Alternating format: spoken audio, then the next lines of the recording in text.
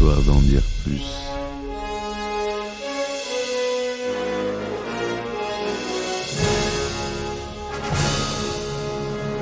Eh ben attendez, on est en France. Allez, cul sec. Hop.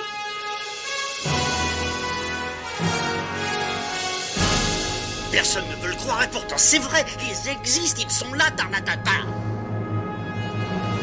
Le glow.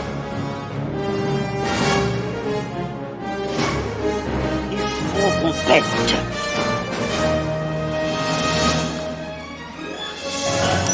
Voyons, circuit branché, correcteur temporel temporisé. Bonjour, bienvenue sur Histoire d'en dire plus. Aujourd'hui, on parle de Batman et d'un film, le deuxième d'une trilogie. La dernière consacrée à lui, enfin, c'est pas le dernier film consacré à lui, mais c'est réalisé par Christopher Nolan et c'est The Dark Knight, le Chevalier Noir. C'est parti mon kiki. Alors The Dark Knight, le Chevalier Noir, ou The Dark Knight, le titre original, est un film américano-britannique réalisé par Christopher Nolan en 2008. Fondé sur le personnage de fiction DC Comics Batman, il fait partie de ce qui sera appelé la trilogie The Dark Knight et la suite de Batman Begins, sorti en 2007, que j'aborderai peut-être une autre fois. Et je vous explique pourquoi je voulais parler de celui-ci. C'est parce qu'il y a Heath Ledger, qui est mort avant la sortie du film, qui fait une performance dans ce film qui est totalement extraordinaire. C'est pour ça que j'ai voulu commencer par cet épisode-là.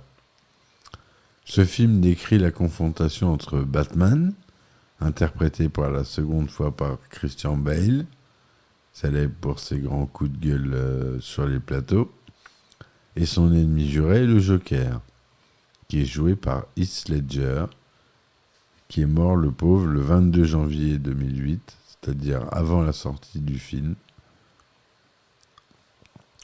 Par ailleurs, le film reçoit 8 nominations aux Oscars et remporte deux récompenses. L'Oscar du meilleur acteur dans un second rôle à titre posthume pour Heath Ledger et l'Oscar du meilleur montage son pour Richard King. Donc à la musique, on retrouve Hans Zimmer. Au scénario, c'est Christopher Nolan avec son frère Jonathan Nolan. Hans Zimmer n'est pas le seul à la musique, puisqu'il y a James Newton Howard aussi qui fait un peu de la BO. En acteurs principaux, on a donc Batman qui joue Christian Bale, Joker Heath Ledger, on a Michael Caine, Gary Oldman, Aaron Eckhart, Maggie Gyllenhaal, Morgan Freeman, Eric Roberts.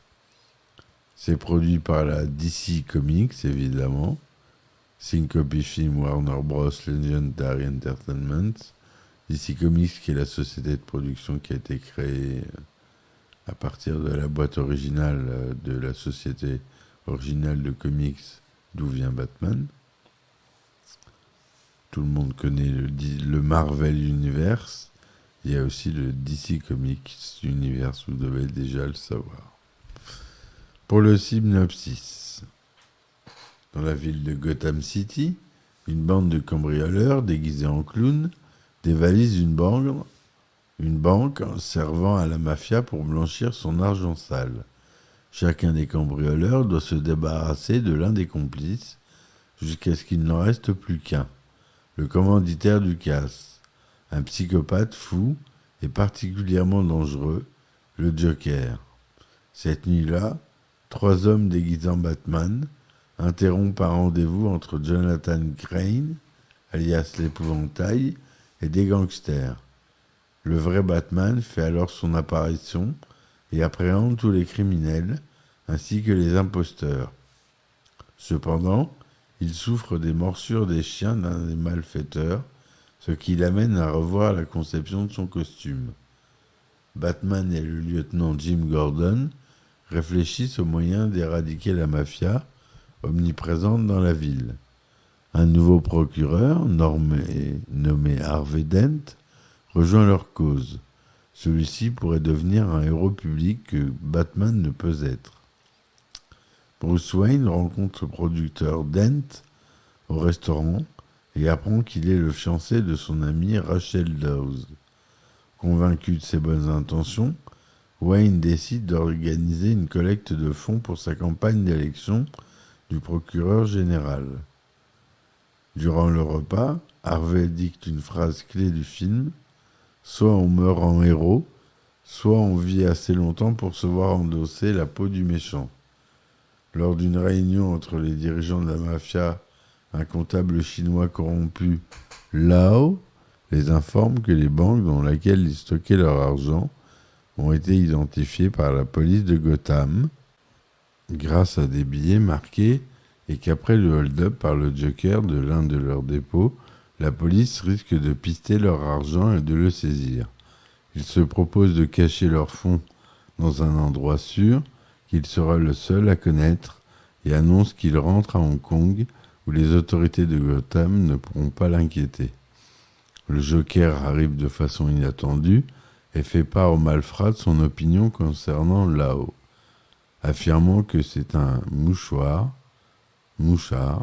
qui pourrait les mettre dans une situation gênante s'il se fait rattraper par Batman. Il leur propose alors de tuer ce dernier pour la moitié de leur argent. S'étant mis d'accord avec Dent Gordon, Batman, qui contrairement à Dent n'est limité par aucune juridiction, s'envole pour Hong Kong et enlève Lao pour le ramener et le remettre à la police de Gotham. Celui-ci refuse de dire où est l'argent, mais donne à la police des informations pour arrêter tous les mafieux. Gordon met alors notamment la main sur Salvatore Maroni, leur chef, et sur tous ses sbires, ainsi que la moitié de la mafia de Gotham, qui se retrouve derrière les barreaux.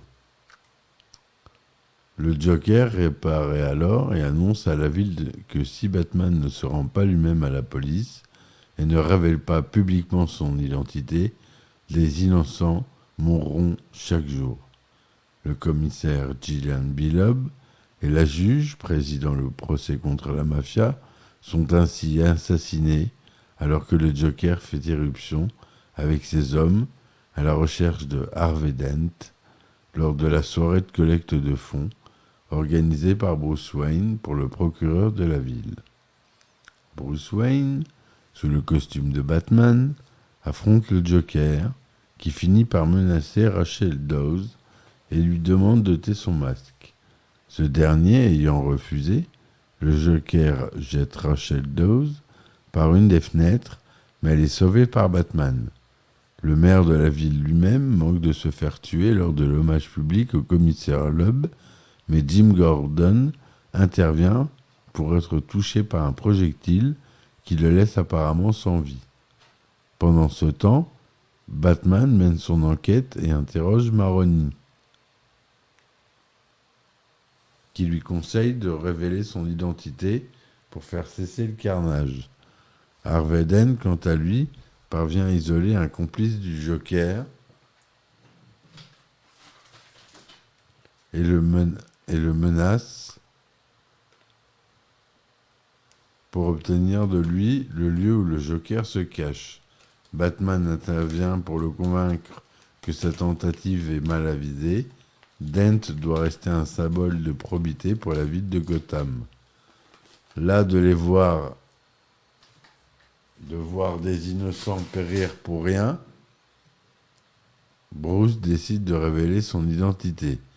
Mais avant qu'il ne le fasse, Dent annonce qu'il est lui-même Batman et est arrêté dans le cadre d'un plan visant à attirer le Joker dans un piège. Ce dernier organise une embuscade pour le convoi de police transportant Dent et tenter d'abattre ce dernier pendant le transport avec l'aide de ses hommes répartis dans 2 camions. Batman intervient avec la Batmobile alors que le Joker tente de faire exploser le fourgon où se trouve Dent à l'aide d'un lance-roquette. Mais Batman intercepte son tir en sacrifiant la Batmobile, qui s'autodétruit juste après avoir échappé ses restes, le Batpod. Batman, la moto, ou la Batmoto. Batman parvient à renverser le camion du Joker qui en réchappe. Puis ce dernier se place sur le chemin du justicier et de son Batpod en lui criant de l'écraser. Batman effectue un dérapage pour le contourner et tombe en se frappant contre le camion retourné. Batman gît assommé quand le Joker arrive à un couteau à la main, mais Gordon, qui avait simulé sa mort, intervient et l'arrête, sauvant Batman. En reconnaissance de ses actions héroïques, Gordon est nommé commissaire de la police de Gotham. Plus tard dans la nuit, Harvey Dent disparaît. Batman interroge le Joker au poste de police. Ce dernier lui révèle que Rachel Dawes et Dent ont été capturés par des policiers corrompus et sont retenus prisonniers dans 2 entrepôts distincts, chacun contenant des explosifs prêts à exploser en même temps. Ces bâtiments sont situés à 2 endroits opposés de la ville, assez éloignés de l'un de l'autre pour que Batman ne puisse sauver que l'un des 2. Batman se charge donc de sauver Rachel, tandis que Gordon et la police s'occuperont de Dent. Grâce à une bombe dissimulée au poste de police, le Joker s'échappe avec Lao. Ayant été trompé par le Joker, qui lui a donné 2 adresses inversées, Batman arrive à l'entrepôt où Dent est emprisonné et le sauve à temps. Mais celui-ci, qui était tombé attaché à sa chaise, a la moitié du visage enduit de pétrole qui s'enflamme avec l'explosion et le brille du côté gauche de son visage. Gordon et son équipe arrivent quant à eux trop tard pour sauver Rachel Dawes, qui périt dans l'explosion. À son réveil, à l'hôpital, Dent sombre dans la folie après la perte de sa fiancée. Quant à Wayne, il se sent responsable de la mort de Rachel. Un comptable de Wayne Enterprise, Coleman Reese, a entre-temps découvert la véritable identité de Batman en voyant les comptes de la compagnie et les plans des appareils créés par Lucius Fox et présentés par Batman. Il a envisagé de le faire chanter avant d'en être rapidement dissuadé par Lucius Fox, mais après la tournure des événements récents, il a changé son fusil d'épaule. Il propose une émission de télévision celle de Gotham, de révéler publiquement cette identité. Il n'a toutefois pas eu le temps de le faire, car après avoir brûlé la moitié de l'argent de la mafia qui lui était destiné, avec l'eau attachée sur le tas de billets, le Joker interrompt l'interview en téléphonant en direct au présentateur. Il annonce alors qu'il fera exploser un hôpital si Coleman Reese n'est pas mort dans les 60 minutes. La panique s'installe dans la ville et de nombreuses personnes envisagent d'abattre Reese elle-même pour protéger un de leurs proches actuellement dans un des établissements hospitaliers de la ville, alors que Reese est emmené en sécurité par Gordon et qu'un maximum d'hôpitaux sont évacués d'urgence. Le Joker va à l'hôpital général de Gotham et profite de l'état de Dent pour le convaincre de se venger sur les policiers corrompus et autres mafieux qui sont responsables de la mort de Rachel Dawes, ainsi que sur Batman et Gordon. Dent adopte le surnom qu'on lui donnait aux affaires internes, Double Face, et poursuit une vendetta personnelle face à la police et les gangsters, un par un, laissant décider le hasard de leur sort avec une pièce de monnaie, Double Face, griffée d'un côté depuis l'explosion. Pendant ce temps, le Joker met ses menaces à exécution et fait exploser l'hôpital général dans un plan magistral avant de s'enfuir déguisé en infirmière dans un bus transportant les malades évacués. Il annonce aux habitants de Gotham que désormais il dirige la ville et que le mot d'ordre est chaos. Le pont et les tunnels de la ville sont alors fermés en raison des alertes à la bombe du Joker.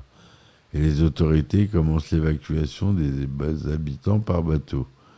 Gordon lui-même affrète spécialement un ferry pour embarquer tous les prisonniers de la ville, pour éviter qu'ils ne s'échappent dans la confusion qui règne en ville. Durant la soirée, le Joker prend en otage les occupants du bus dans lequel il a quitté l'hôpital et se rend à son tour dans une tour en construction en centre-ville. Il informe les passagers des deux ferries, l'un transportant les prisonniers et l'autre les civils, qu'il y a placé des explosifs avec une télécommande. Le seul moyen pour les passagers de chaque ferry de se sauver est de déclencher les explosifs de l'autre bateau. Sinon, tous deux exploseront à minuit. Batman réussit à localiser le Joker à l'aide de Lucius Fox et grimpe au sommet du building pour l'affronter une dernière fois. Il est alors presque minuit, mais sur les ferries, les passagers des deux camps refusent tout de même de faire exploser l'autre bateau. Le Joker envoie ses chiens sur Batman et le met ensuite presque KO avec des coups violents. Il s'apprête à faire sauter lui-même les deux bateaux quand Batman reprend ses esprits et le jette du haut de l'immeuble. Avant de le rattraper avec son grappin, le Joker avoue à Batman qu'il est vraiment incorruptible, contrairement à Dent qui va répandre sa folie sur la ville. Après avoir livré le Joker à la police, Batman se met à la recherche de Dent et le retrouve à l'endroit où Rachel est morte, retenant Gordon et sa famille. Dent menace de tuer le fils de Gordon et décidant de punir les trois responsables de la mort de Rachel, Dent tire au sort le destin de Batman. Le sien est celui de Gordon à pile ou face. Dent tire sur Batman dans l'abdomen, protégé par du Kevlar, et s'épargne lui-même car la pièce est tombée du côté face. Voulant punir Gordon en supprimant la personne qu'il aime le plus, Harvey tire au sort ce qu'il fera de Jim Gordon Jr. Mais avant qu'il puisse déterminer le sort du garçon, Batman se jette sur lui et ils chutent tous les deux du toit du bâtiment. Dent meurt, mais Batman en réchappe avec une blessure à la jambe qui le fait boiter. Le Joker a gagné en détruisant tout ce que Harvey avait fait pour la ville. Batman et Gordon réalisent que si les habitants de Gotham apprennent que le nouveau défenseur Harvey Dent a aussi franchi la limite qui sépare le bien du mal, ils perdront tout espoir et la ville sombrerait dans le chaos. Batman persuade Gordon de préserver l'image de Dent en s'accusant des 5 meurtres qu'il a commis. Soit on meurt en héros, soit on vit assez longtemps pour se voir endosser la peau du méchant, dit-il. Gordon détruit le Bat-Signal et une chasse aux justiciers s'ensuit. Voilà pour ce qui est de ce long résumé. Donc voilà pour ce qui est de Dark Knight. On a dit qu'à la musique on avait Hans Zimmer, à la réalisation Christopher Nolan, d'après une histoire originale de Christopher Nolan, et David S. Goyer d'après le personnage créé par Bob Kane. C'est le personnage original qui a créé Batman. Au décor, on a Nathan Crowley, au costume Lindy Hemming, à la photographie Wally Pfizer, au son Laura Hirschberg, Gary Arizzo, Richard King, Ed Novick, Matt Gruber. La production pour la version IMAX était faite par Lorne Orleans. Pour Hong Kong, c'était Philip Lee. Et sinon, c'était Jordan Goldberg. Le budget du film est monstrueux, 185 millions de dollars. C'est tourné avec plusieurs technologies, en couleur Technicolor 35 mm et en Astrocolor 70 mm des cinémas de 2/39e cinémascope tourné avec du matériel Panavision. Le son est DTS, Dolby Digital, SD-DTS. Il dure 152 minutes, ce qui est un long film. Il est sorti aux États-Unis le 18 juillet 2008, en France le 13 août 2008. Accord parental souhaité pour les enfants de moins de 13 ans aux États-Unis, en France tout public.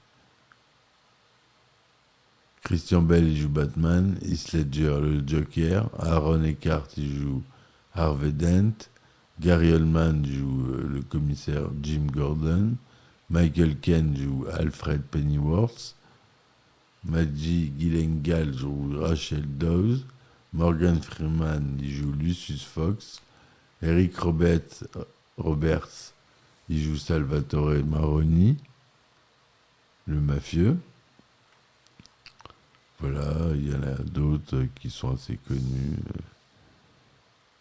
Cillian Murphy qui joue l'épouvantail. Il y en a surtout Heath Ledger, le pauvre qui nous a quittés trop tôt.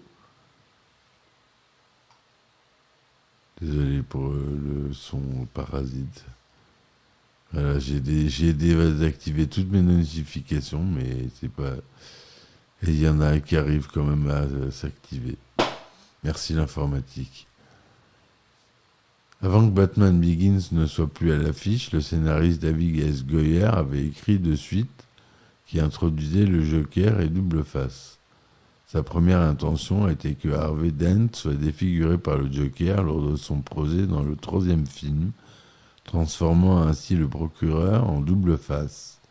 Goyer, qui a écrit le premier opus, a cité la bande dessinée Batman A Long Halloween comme la principale influence de son histoire.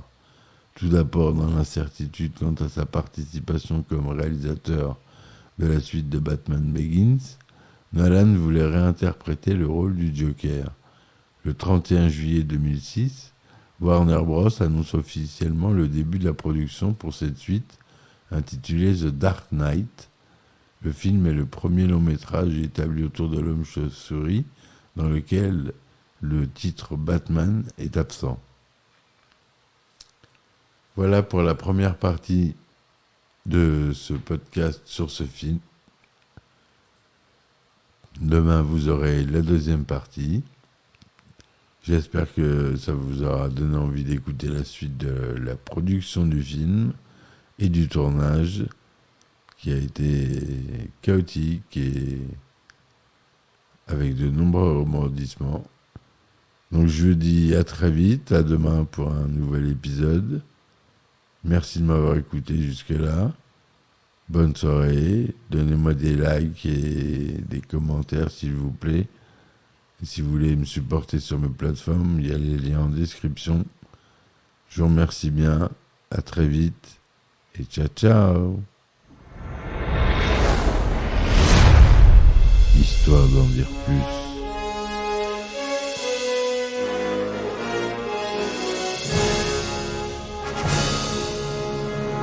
Eh ben attendez, on est en France. Allez, cul sec. Hop.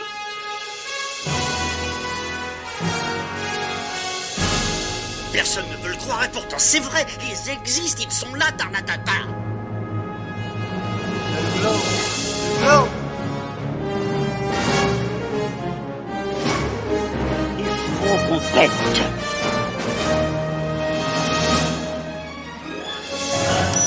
Voyons, circuit branché, correcteur temporel temporisé.